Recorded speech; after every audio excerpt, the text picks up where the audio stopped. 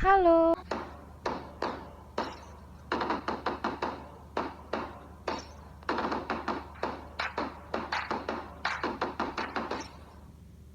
Assalamualaikum warahmatullahi wabarakatuh.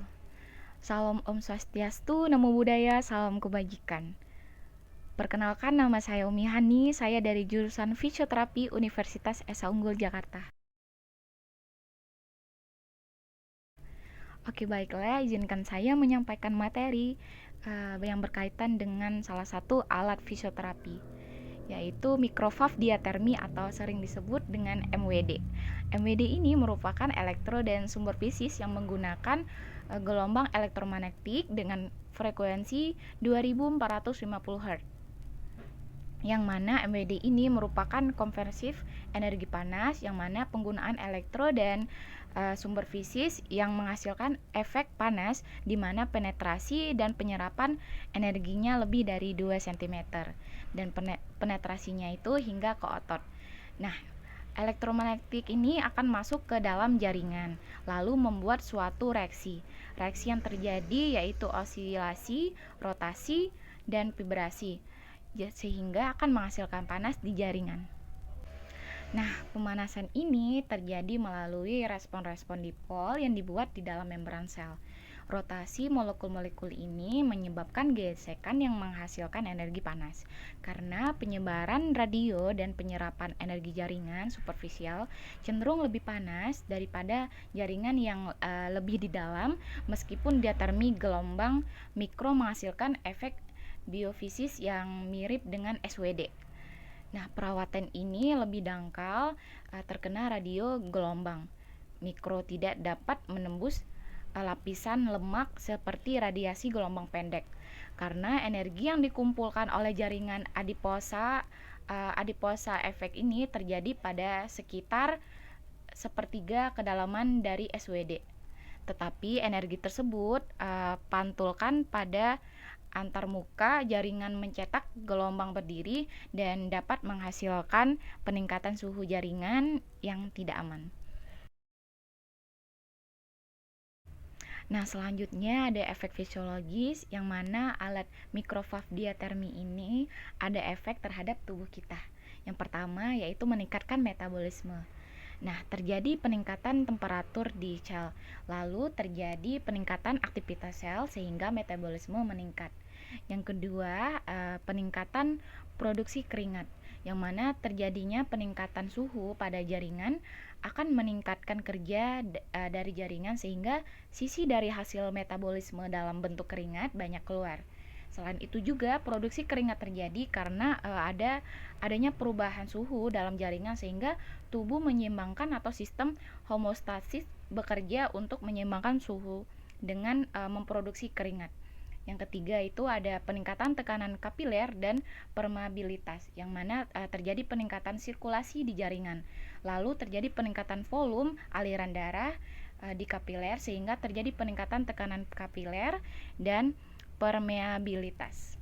Nah, terus yang keempat, terjadi lokal vasodilatasi dan timbul kemerahan. Nah, terjadi ini karena peningkatan suhu pada jaringan akan memengaruhi pembuluh darah, terutama pembuluh darah kapiler. Saat suhu meningkat, maka kerja pembuluh darah ini akan melebar. Terjadinya pelebaran pembuluh darah akan membuat aliran darah meningkat dan terjadi kemerahan di area tersebut. Nah, selanjutnya ada peningkatan tekanan oksigen, yang mana terjadi peningkatan temperatur di sel, lalu terjadi peningkatan metabolisme di sel, dan terjadi peningkatan tekanan oksigen di sel, maka akan terjadi pembentukan energi. Selanjutnya ada peningkatan ekstensibilitas di jaringan.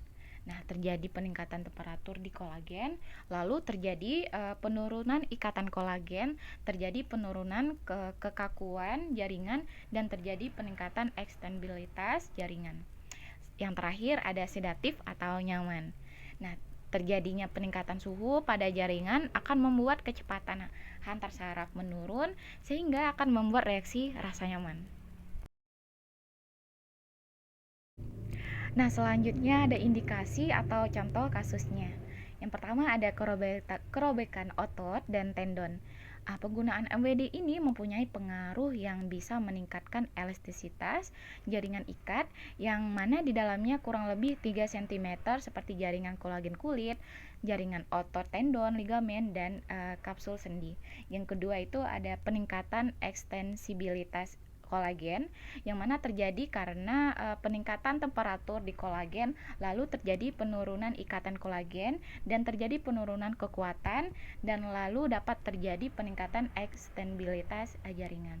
Yang ketiga itu ada myofascial trigger point, yang ini adalah salah satu suatu titik yang berlokasi di struktur otot atau fascia yang menegang dan jika ditekan dapat menyebabkan nyeri lokal atau menjalar. Pemberian MWD pada kasus ini dapat menghilangkan atau menurunkan intensitas nyeri melalui vasodilatasi dan relaksasi jaringan. Selanjutnya, mengurangi rasa subakut dan nyeri kronik. Pemberian MWD pada kasus ini efektif untuk menurunkan rasa nyeri dan mampu untuk meningkatkan fungsi fisik pasien. Yang terakhir, kekakuan otot. Pemberian MWD pada kasus ini memiliki efek terapeutik, yaitu dapat menurunkan nyeri melalui menormalisasi tonus atau lewat efek sedatif dan perbaikan sistem metabolisme. Nah, selanjutnya ada kontraindikasi yang mana penggunaan mikrofaf diatermi ini tidak boleh penggunaannya pada yang pertama itu pada luka terbuka, yang kedua ada inflamasi akut, gangguan sensasi, gangguan pembuluh darah kapiler, ibu hamil, kanker atau tumor, dan terakhir mata. Nah, selanjutnya ada dosis, yang mana penggunaan mikrofaf diatermi ini kita nggak boleh sembarangan pakai. Nah, yaitu kita harus sesuai dengan dosisnya. Yang pertama itu ada frekuensi. Frekuensi ini penggunaan alat mikrofaf diatermi ini harus 3 kali seminggu, itu optimal ya. Nah, selanjutnya ada intensitas, yang mana suhu jaringannya itu 40 sampai 45 Celcius. Penggunaannya itu menggunakan termometer. Selanjutnya ada waktu. Waktunya itu 15 menit. 15 menit, tidak boleh lebih dan tidak boleh kurang dari 15 menit. Selanjutnya tipenya itu tipe continuous. Selanjutnya ada repetisinya itu nggak ada. Nah, jaraknya itu dari 10 cm dari kulit, nggak boleh lebih dan nggak boleh kurang. Nah, sekian presentasi dari saya. Kurang dan lebihnya saya mohon maaf. Kepada Allah saya mohon ampun. Saya akhiri. Wassalamualaikum warahmatullahi wabarakatuh.